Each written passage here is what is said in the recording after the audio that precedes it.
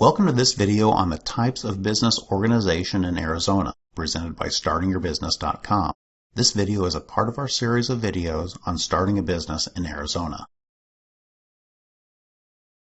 Choosing the way your business is legally organized and structured is a fundamental step of starting a business, and one to start thinking about early because it impacts the process of naming the business, applying for licenses and permits, and how the business is taxed. The business organization is the legal framework of an entity that is engaged in commercial activity.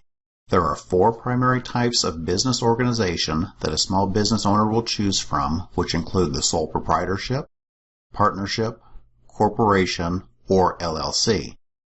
Each entity has its own set of pros and cons, and each has some considerations that may make one better than another for you and the business. The considerations include the cost of forming the entity, liability protection, ability to get investment, tax burden, administrative requirements, and the complexity of formation. It can be a little overwhelming and confusing to pick the perfect entity for your business, but keep in mind that the entity you choose today does not have to be a forever decision, as you can change to a different entity later on. The first entity that we will cover is also the most simple, which is the sole proprietorship. The sole proprietorship is basically an individual who decides to go into business for themselves. There is no separate legal entity, as the business is tied to an individual, making the business and the individual the same legally. Since there is no state filing for the sole proprietorship, a major pro for this entity is that it is easy, fast, and inexpensive to form. There is no sharing of ownership, which means there is no board of directors or shareholders to be responsible to, and the taxation is relatively simple as the profits or losses flow to the owner's personal tax return. While there are several upsides to the sole proprietorship, there are several downsides, and the biggest is unlimited liability, and here's why. Since the business and the owner are considered the same legally, should the business get sued, the owner's personal assets are potentially at risk.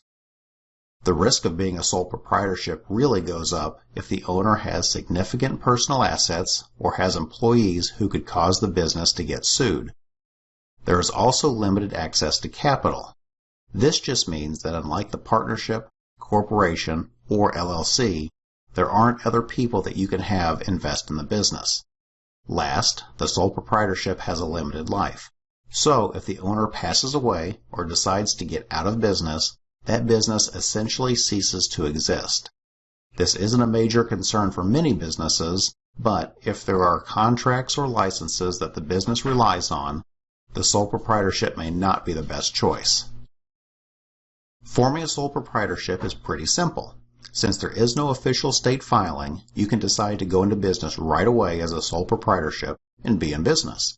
We will cover some other details for starting a sole proprietorship in later videos and at StartingYourBusiness.com that may have to be done, like registering a business name and applying for licenses and tax numbers. The next entity is the partnership, which is a business owned by 2 or more individuals. The partnership is very similar to the sole proprietorship in that there is no legal entity and the owners have unlimited liability. The good things about the partnership are that it is easy, fast, and inexpensive to set up, with no filing or fees to set up with the state. There are also more people involved, which means there is more talent and funds to put into the business. Like the sole proprietorship, there are significant downsides, with the primary one being unlimited liability. But this time, if one partner makes a bad business decision, every other partner's personal assets are at risk, making the partnership riskier than the sole proprietorship. Another partnership con includes sharing of control. Since partnerships are usually informal and very little is in writing, disagreements can occur that can be devastating to the business. A partnership can also be difficult to get out of should the remaining partner not be willing to buy out the departing partner. Just like the sole proprietorship, there is no official filing for a partnership with the state. We will cover some of the other possible requirements that a new partnership may need to do in later videos and at StartingYourBusiness.com. The corporation is the third of the 4 business entities and is completely different from the sole proprietorship or partnership because now we have a legal entity that is separate from the owners. While a corporation sounds like it is something for a large business, it is really just a filing with the Arizona Corporation Commission's office.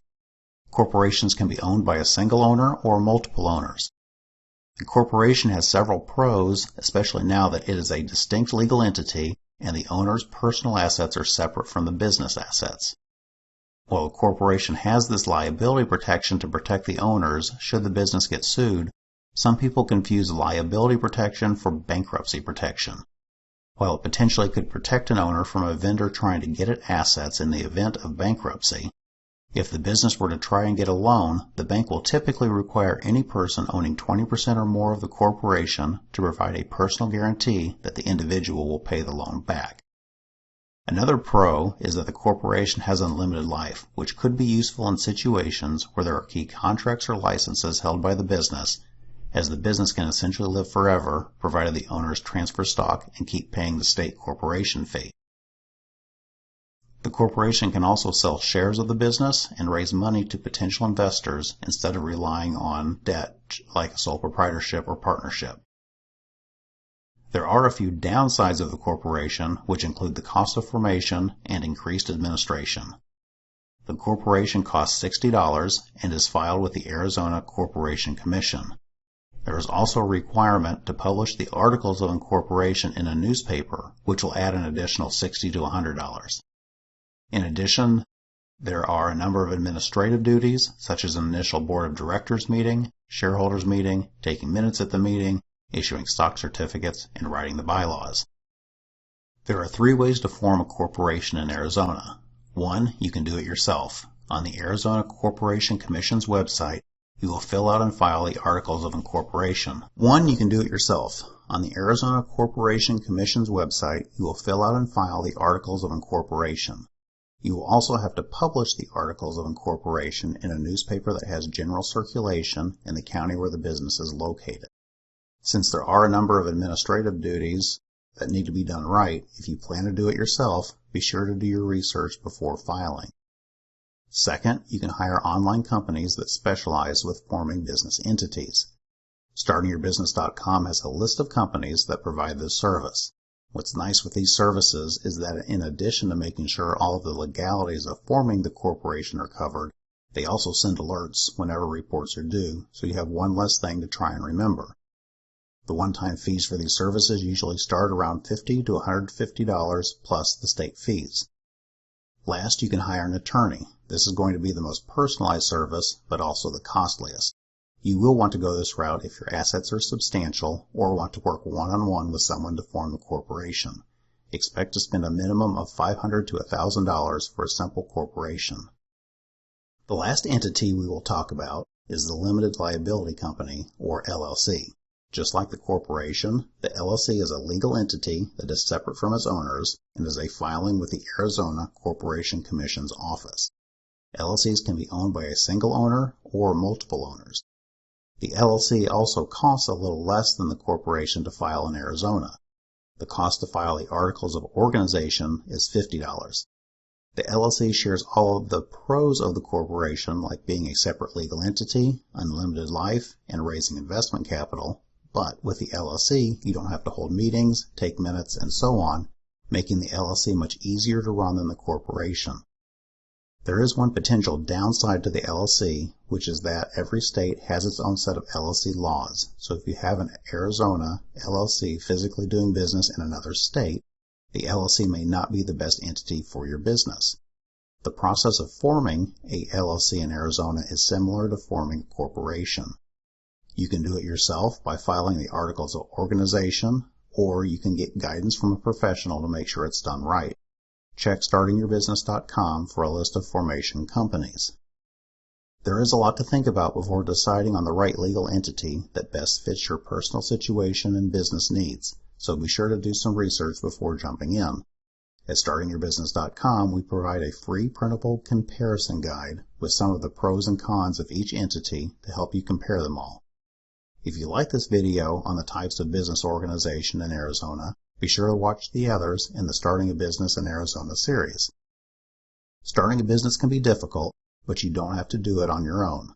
The StartingYourBusiness.com site has lots of information to help get your business started, and we have experienced business advisors ready to answer your questions at no cost.